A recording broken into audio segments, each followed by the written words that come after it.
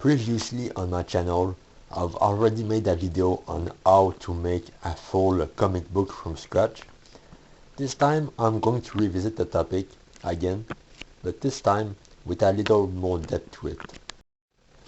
Hello everyone, welcome back. This is alrav from Quebec, Canada, the author and creator of Alcatraz the Protector / Alcatraz le Protector. And for today's video, I'll be talking about what it takes to actually make a full comic book. All of you may have various backgrounds and circumstances. Some of you may work a 9 to 5 or a business owner. Some may be in school.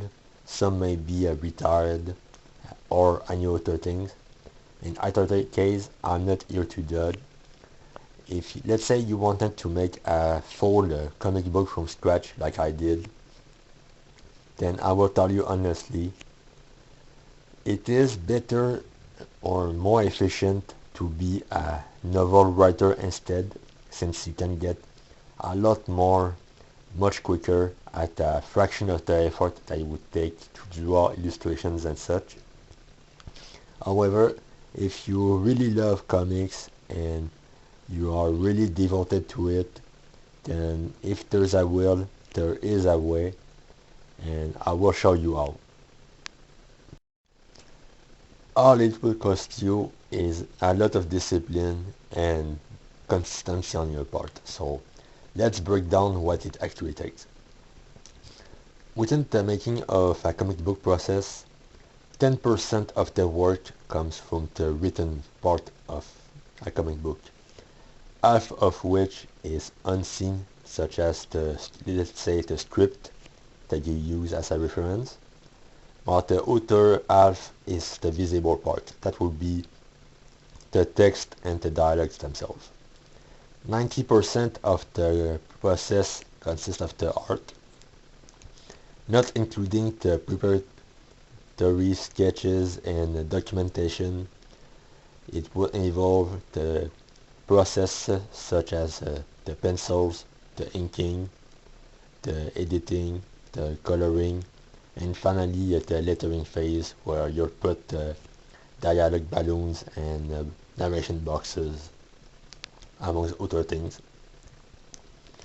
To make a full comic book, let's say you only have 1 or 2 hours per day. That would be the time that it would take to work on a page.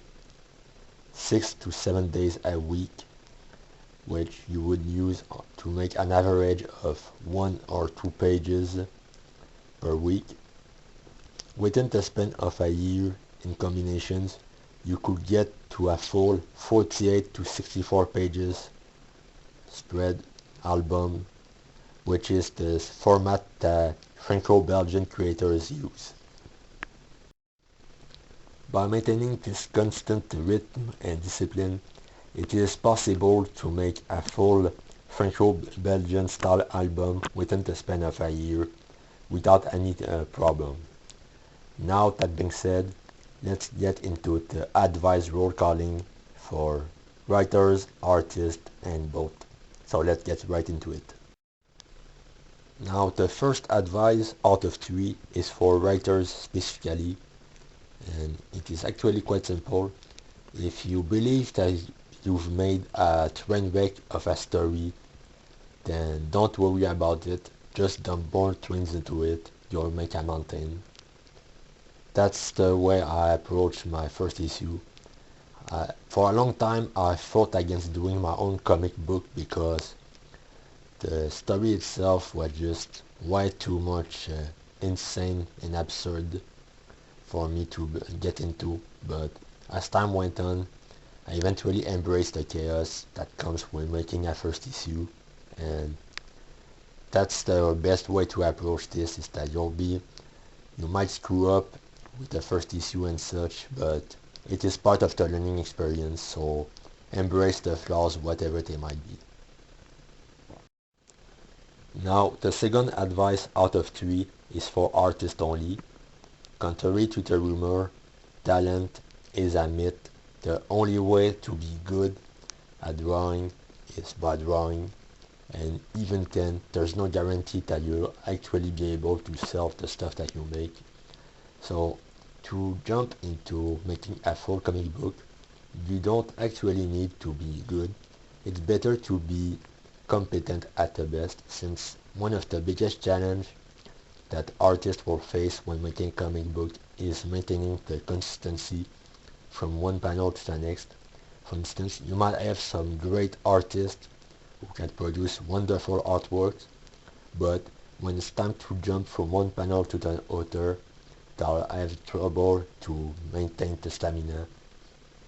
While on the other end, you might see artists that are a lot more average at first glance, but they tend to be a lot more consistent because they don't need to work as hard on a single panel. So it's all relative. So in that case, if you want to study the basic of what it takes, at a minimum you should be able to draw camera angles and being able to pose your characters and such. So that would be the most important. The third and final advice is for both the writers and artists, regardless of if they are a single author or if they work as part of a collaborative team effort. In either case, the harsh reality of making a comic book is that as creatives, we both all want to spread our names and draw and write everything across many different subjects and do it in our own style. But the harsh reality is that for most of us, we'll only be known for one or two things at most. So if you were to be known for only one or two things, which one would you focus on? And the odds are, if you can answer it, then that's the one you should be focusing on. Don't comment about it in the commentary section below or anything like that. This part is something you have to do for yourselves. So in my case, as a comic book creator, I know what I want to focus on, but for authors, it might not necessarily be at first glance what they see, but something they have to find and figure out for themselves as they go along in the business.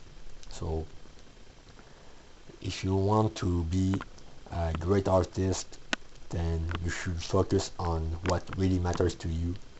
If all you do is draw or write characters that are established that somebody else has created, you might get to a point where you're good at making them, but you'll never really be great.